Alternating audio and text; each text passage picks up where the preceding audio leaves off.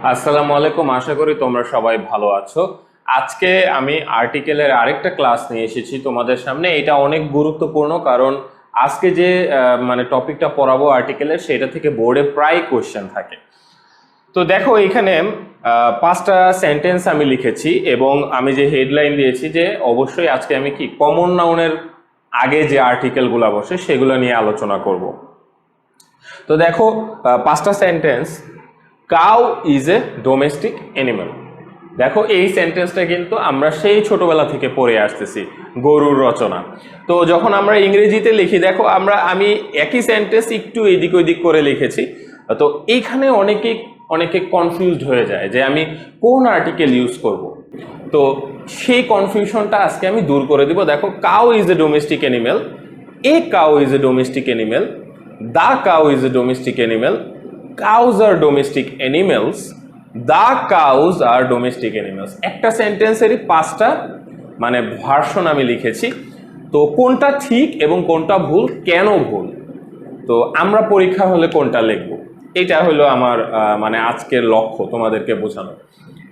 তো দেখো, প্রথম কথা হলো কমন নাউন। আমি তোমাদেরকে কমন নাউনের ভিডিওতে পড়িয়েছি যে কমন নাউন কখনো বাক্যে একা বসে না। কিছু ব্যতিক্রম আছে, কিন্তু আমরা ব্যতিক্রমের দিকে যাব না। মেইনলি কমন নাউন বাক্যে একা বসে না। তাহলে প্রথম দিকে কাউ, কাউ কিন্তু একটা কমন নাউন, ঠিক আছে? তাইলে বাক্যে আমি একা এখানে বসাবো না, এই বাক্যটা আমি ব্যবহার করব না। এরপরে দেখো, আমি বলেছিলাম যে কমন নাউনের আগে, ওই ভিডিওটাতে বলেছিলাম যে কমন নাউনের আগে কি হয়, আর্টিকেল বসে অথবা প্লুরাল হয়। তাহলে দেখো, a cow is a domestic animal, এখানে আর্টিকেল বসেছে এ। আবার the cow is a domestic animal, এখানেও আর্টিকেল বসেছে। তাইলে এই দুইটা সেন্টেন্সে কি ঠিক। তোমরা যারা আসলে কমন নাউনের ভিডিওটা দেখো নাই, এটা বুঝতে একটু সমস্যা হবে। আমি বলবো তোমরা কমন নাউনের ভিডিওটা দেখে নিও। কাউজ আর ডোমেস্টিক অ্যানিমালস, এটাও ঠিক, এটাও কিন্তু ঠিক, কারণ এটা প্লুরাল হিসেবে ব্যবহার হয়েছে। তো দেখো, 3টা বাক্যই ঠিক। তবে আমি সব সময় বলি যে দেখো, এই বাক্যে এ কাউ আসলে যেটা ব্যবহার করা হয়েছে, আমি একটু তোমাদেরকে বুঝাবো যে এই এটা কিন্তু আসলে একটা বুঝাচ্ছেন না। এ মানে একটা, কিন্তু এই জায়গায় এই এটা কিন্তু একটা গরু বোঝাচ্ছে না, কারণ গরু গৃহপালিত প্রাণী। তাইলে একটা গরু গৃহপালিত প্রাণী, এটা কি হয়? এটা হয় না। এখানে এ মানে কিন্তু আমি যখন তোমাদেরকে অ্যাডজেক্টিভ পড়াবো তখন আমি বুঝাবো যে এ মানে কিন্তু আসলে অনেক সময় এনি ব্যবহার করা হয়, এনি, ঠিক আছে? এনি ব্যবহার করি। তো এইখানে এ অর্থটা কি, আসলে এনি মানে যে কোনো গরু গৃহপালিত প্রাণী। এনি শব্দের অর্থ হলো যে কোনো, তাহলে যে কোনো গরু গৃহপালিত প্রাণী। তো এইখানে এটা কিন্তু আসলে ব্যবহার করা হয়েছে কি, এনি অর্থে, তাহলে একটা অর্থে না। তো এর জন্য আমি তোমাদেরকে বলবো যে এক্সামের ক্ষেত্রে যখন সমগ্র জাতিকে বোঝানো হবে, যে কোনো পশুর সমগ্র জাতিকে বোঝানো হবে, তখন এইটা এক্সামের ক্ষেত্রে ব্যবহার করতে, ঠিক আছে? এটাও ঠিক, এটাও ভুল না, কিন্তু আসলে এই দুইটা বেশি সঠিক, ঠিক আছে? আর আমরা যে এতক্ষণ 4টা সেন্টেন্স দেখলাম, আমরা 5 নম্বরটায় পরে আসতেছি। এই 4টা সেন্টেন্সের আমার মূল লক্ষ্য হলো যখন যে কোনো প্রাণী বা পশু বা পাখির সমগ্র জাতিকে বোঝানো হবে, তখনকার জন্য আমাদের এই নিয়মটা। এটা কিন্তু মানুষের জাতিকে বোঝানোর জন্য না, একটু খেয়াল করো প্লিজ। এইটা কিন্তু মানুষের জন্য প্রযোজ্য না। এই যখন পশু পাখির জাত বোঝানো হবে তখন এই আজকের এই ভিডিওর নিয়মটা প্রযোজ্য। তাহলে মানুষের ক্ষেত্রে কি হবে, আমি সেটা সামনের ভিডিওতে আলোচনা করব। আজকে শুধু পশু পাখি নিয়ে আলোচনা করি। আচ্ছা, এরপরে দেখো, দা কাউজ আর ডোমেস্টিক অ্যানিমালস। এইখানে দাটা ভুল।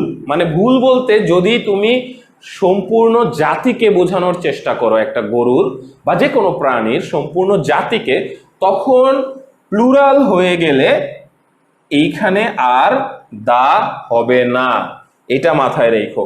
এই দাটা ভুল, এই দাটা আমরা দিব না যদি আমি সমগ্র জাতিকে বোঝাই। তার মানে এই সেন্টেন্সটা সমগ্র জাতির ক্ষেত্রে ভুল। হ্যাঁ, দা কাউস এটা হয় কখন হয়, যখন তুমি নির্দিষ্ট কয়েকটা গরুকে বোঝানোর চেষ্টা করবা এবং ডোমেস্টিক অ্যানিমেলস তখন ইউজ করতে পারবা না। যেমন ধরো দ্য কাউজ আর সিক, মানে ওইখানে কয়েকটা গরু আছে, সেই নির্দিষ্ট কয়েকটা গরু কি অসুস্থ, তখন ওই নির্দিষ্ট কয়েকটা গরুকে দ্য কাউজ বলতে পারবা, এটা তখন ঠিক হবে। কিন্তু মানে কোনো এমন কোনো বাক্য তোমরা ব্যবহার করতে পারবা না যেই বাক্যটা কি চিরন্তন সত্য বা সম্পূর্ণ জাতিকে বোঝায়, এরকম কোনো বাক্য কিন্তু ইউজ করতে তোমরা পারবা না। দেখো 1 নাম্বারটা, dash dog is a faithful animal. Faithful animal মানে বিশ্বাসযোগ্য, ভরসার যোগ্য প্রাণী আর কি, faithful animal. Dog is a faithful animal, dash dogs love their master very much. তো প্রথমটা দেখো, আমি কি বলেছিলাম যে যখন মানে পশু পাখির মানে বা প্রাণী বা কোনো জন্তুর সমগ্র জাতিকে বোঝাবে তখন কি হবে, একটু আগেই বলেছিলাম কিন্তু যে আমরা বসাবো দা, ঠিক আছে। তো দা আমি বসাই দিলাম, কিন্তু আমি বলেছিলাম যদি সেটা প্লুরাল হয় এবং সম্পূর্ণ জাতিকে বোঝানো হয় বা বুঝাইতে চাই আমি, তখন কিন্তু সেইখানে আমি আর্টিকেল ব্যবহার করতে পারবো না, ঠিক আছে। তাইলে এই যে ডগস, এই ডগসটাকে আমি কি সামনে আর্টিকেল ব্যবহার করতে পারবো না, কারণ এই ডগসটাও কিন্তু সম্পূর্ণ জাতিকে বোঝানো হয়েছে, কোনো নির্দিষ্ট কয়েকটা কুকুরকে বোঝানো, কারণ সব কুকুরই তার মনিবকে ভালোবাসে। এর পরের উদাহরণটা দেখো, বিজ আর ইন্ডাস্ট্রিয়াস এনিম্যালস। একইভাবে বি মানে মৌমাছি, সমগ্র মৌমাছিকে বলা হয় ইন্ডাস্ট্রিয়াস এনিম্যালস। মানে কি দেখো এই যে faithful animal, industrial animal, domestic animal, এইগুলাই কিন্তু পরীক্ষার হলে ঘুরাইয়া দেয়। তাইলে আমাকে বুঝতে হবে যে ইন্ডাস্ট্রিয়াল শব্দটার মানে হলো কি, মানে অনেক পরিশ্রমী। মৌমাছিরা সাধারণত অনেক পরিশ্রমী হয়, সকল মৌমাছি, তাহলে সম্পূর্ণ জাতিকে বোঝানো হচ্ছে। এর জন্য কি আমি এখানে কোনো আর্টিকেল বসাইতে পারবো না, কারণ এটা প্লুরাল আছে। হ্যাঁ, কিন্তু যদি প্লুরাল না হয়, যেমন ধরো কি অ্যান্ট ইজ অলসো ইন্ডাস্ট্রিয়াস, মানে কি পিঁপড়ারাও অনেক পরিশ্রমী, তাইলে এইখানে প্লুরাল নাই, তাইলে আমাকে কি করতে হবে, এখানে একটা দা বসাইতে হবে, ঠিক আছে। এটা খুবই সিম্পল, 1 আর 2 নম্বর উদাহরণ একই নিয়মে হয়। 3 নাম্বারটা দেখো, books help us to increase our knowledge. মানে বই আমাদেরকে সাহায্য করে আমাদের জ্ঞানকে মানে বৃদ্ধি করতে। তাইলে এটা তো সব বই করে, তাই না, ভালো ধরনের সব বই করে। তার মানে কি একটা বইয়ের সমগ্র মানে জাতিকে বোঝানো হচ্ছে, মানে সকল বইকে সাধারণভাবে বোঝানো হচ্ছে, ঠিক আছে। তা আমি কি বলেছিলাম যে এই যে পশু পাখি বা বিভিন্ন বস্তু আছে সবার ক্ষেত্রেই একই নিয়ম। তাইলে এইখানে কি হবে, আমার এখানে কোনো আর্টিকেল হবে না, ঠিক আছে, কারণ আমি এখানে প্লুরাল ব্যবহার করেছি। এরপরে দেখো, books we bot yesterday were very helpful. এইখানে দেখো, এইখানেও কি একই ধরনের অবস্থা, একই সেন্টেন্স, তাহলে এইখানেও ক্রস হবে, তাই না? না, এখানে ক্রস হবে না, কারণ দেখো সেন্টেন্সটা কি বোঝাচ্ছে, উপরের সেন্টেন্সটা ছিল সকল বইকে সাধারণভাবে বোঝাচ্ছে, পৃথিবীর সকল বইকে। নিচের সেন্টেন্সটা দেখো, বুকস উই বট ইয়েস্টারডে, আমরা গতকাল যে বইগুলো কিনেছিলাম সেগুলো অনেক সাহায্য করেছে আমাদেরকে। তাইলে দেখো গতকালের কেনা বইগুলা, তাহলে নির্দিষ্ট কিছু বইয়ের কথা, এবং নির্দিষ্ট যদি হয় তখন আমরা কি বসাবো, দা আর্টিকেল বসাবো। এটা কিন্তু তোমরা বুঝতে হবে যে আমাদের বলেছে উই বট ইয়েস্টারডে, এই ইয়েস্টারডের কথা বলেছে, এই ইয়েস্টারডের জন্যই কিন্তু আমি ওখানে দা বসেছি, নির্দিষ্ট হয়ে গিয়েছে। এরপরে দেখো, dash lion is the king of dash beast but dash tiger is not. মানে বোঝাচ্ছে যে lion is the king of beast, মানে লায়ন মানে বিস্ট বলতে আসলে বোঝায় যে হিংস্র জন্তু, বাট এইখানে বোঝানো হচ্ছে যে মানে জঙ্গলের রাজার মতো, মানে জঙ্গলের যত পশু আছে সেই পশুর রাজা হলো কি সিংহ, কিন্তু টাইগার না।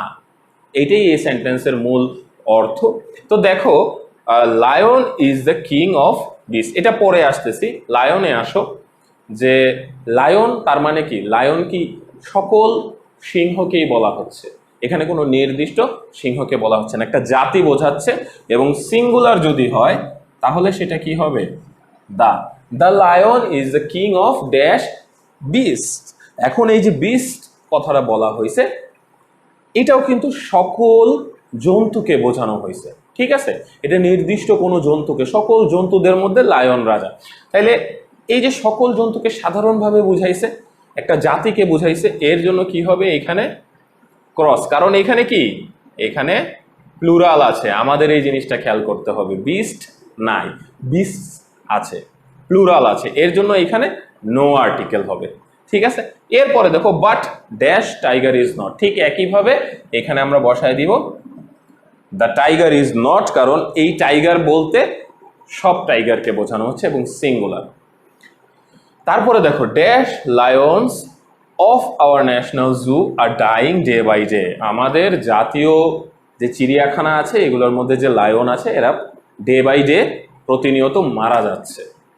তাইলে দেখো প্রথমেই আমি কিন্তু অর্থে বুঝিয়ে দিছি, এইখানে লায়ন কিন্তু বোঝাচ্ছে এই যে লায়ন্স, এই লায়ন্স বলতে কিন্তু জাতিকে বোঝাচ্ছে না, আমার ওই ন্যাশনাল জু জাতীয় চিড়িয়াখানার ভিতরে যে লায়ন আছে সেই লায়নকে বোঝাচ্ছে। যখনই আমি এই ন্যাশনাল জু কথাটা বলে দিলাম তখনই কি হলো, নির্দিষ্ট কয়েকটা লায়ন হয়ে গেল এবং এর জন্য এখানে দা হয়ে গেল। দেখো আসলে এটা খুবই মানে সিম্পল জিনিস, এত কনফিউজিং কিছু নাই, তবে অনেক সময় মনে হয় একটু আগে লায়ন্সের আগে আমি দা বসাই নাই, এখন আমি দা বসাচ্ছি, একটু আগে বুকসের আগে আমি দা বসাই নাই, এখন বসাচ্ছি।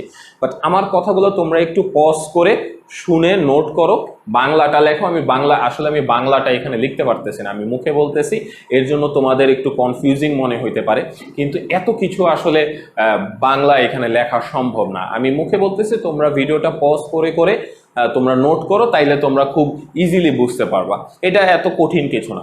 তো আজকে কিন্তু আমি এই পশু পাখি জীব জন্তু বা বিভিন্ন জড়বস্তুর সম্পূর্ণ প্রজাতিকে বোঝানোর প্রসেসটা তোমাদের বললাম। মানুষের ক্ষেত্রে কি হবে এটা আমি সামনের ভিডিওতে বলবো। তাইলে আশা করি আজকে অনেক ইম্পর্টেন্ট একটা টপিক কভার করেছি, তোমাদের অনেক উপকার হয়েছে। যদি উপকার হয়ে থাকে তাহলে অবশ্যই তোমরা ভিডিওটিতে লাইক দাও এবং চ্যানেলটি সাবস্ক্রাইব করে নোটিফিকেশন বাটনটি অন করো, কারণ নেক্সট ভিডিও যখন আমি দিব যাতে তোমরা নোটিফিকেশন সাথে সাথে পেয়ে যাও। ততক্ষণ পর্যন্ত ভালো থাকো, সুস্থ থাকো, ধন্যবাদ।